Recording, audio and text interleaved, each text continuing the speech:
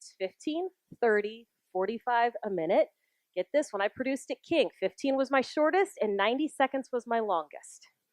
You can, in fact, tell a story. 15 seconds equals about 3 sentences.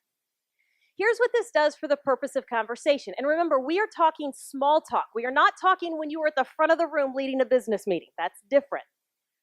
Okay? In conversations, in small talk, here's what it does.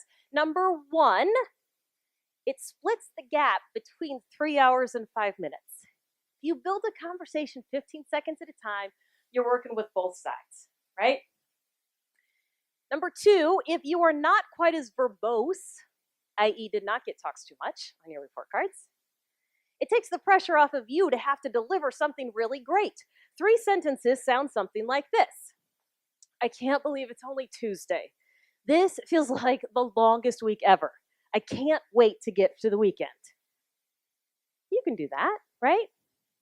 If you are a talker like me, it keeps you from dominating the conversation. And when you're making small talk and trying to get to know somebody, you need to have like an exchange, a back and forth. So this makes sure that you're talking with somebody, not at somebody. And it keeps you talking in bullet points, which is really what people want.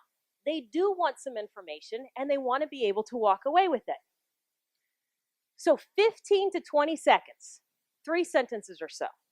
It can be very productive. It certainly is in the TV and the broadcasting world. And it can be for you if we can define a productive conversation. So I defined this about a year ago. Nobody else had, so I decided that we needed some guidelines to make sure that we were doing this right. Because how else do you know if you're hitting the mark, right? So a productive conversation has 3 elements. Number 1, it establishes a connection. Number 2, it builds rapport. And number 3, it creates follow-up opportunities. So connection, rapport, and follow-up.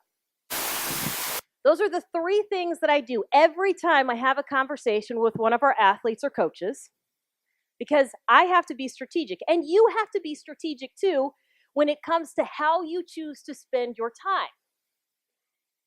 And these are the conversations that count when things go sideways. This is the part of the story that I have never told anybody before, not in a group. This is a picture of Felix Hernandez in spring training this year, when they set him up to do his shots there that'll be on the video board. The same time that they're doing these, I get a chance to interview the players. And last year in spring training, Felix was the last interview that I needed. I was running really short on time. I was up against a deadline. I had crews coming to tear down my set and take away the cameras. That's the kind of deadline I was on. And Felix was taking his time. And that's okay. Except that our interview started about 4 hours after the originally scheduled time. And it was okay, except that it didn't get off to a very great start. In fact, it was so rough to start that he and I actually walked out of the room for 2 to 3 minutes and discussed whether we were both going to go back into the room. And it really wasn't certain. But we decided to give it a go. So we went back and we tried to start the interview again, and Felix just wasn't his jovial self. Just wasn't feeling it. Didn't want to play along. I was having a hard time because I was frustrated. And I was scheduled to fly home about a day later. So we finished the interview that was very short.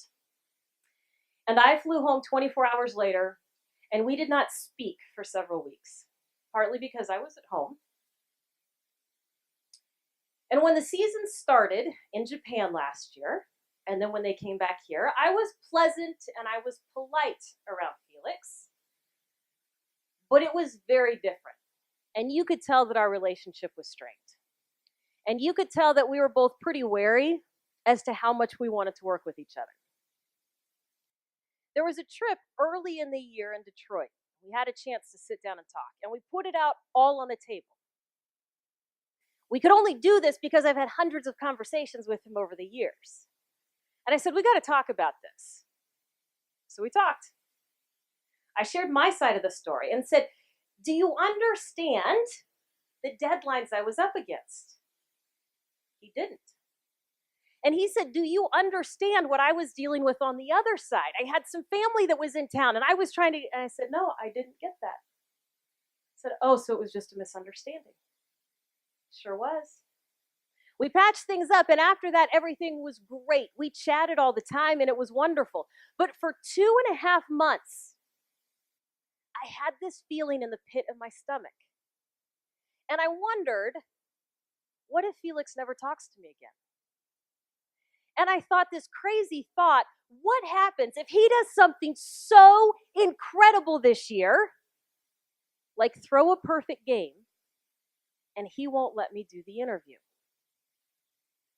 Small talk conversations pay off big time.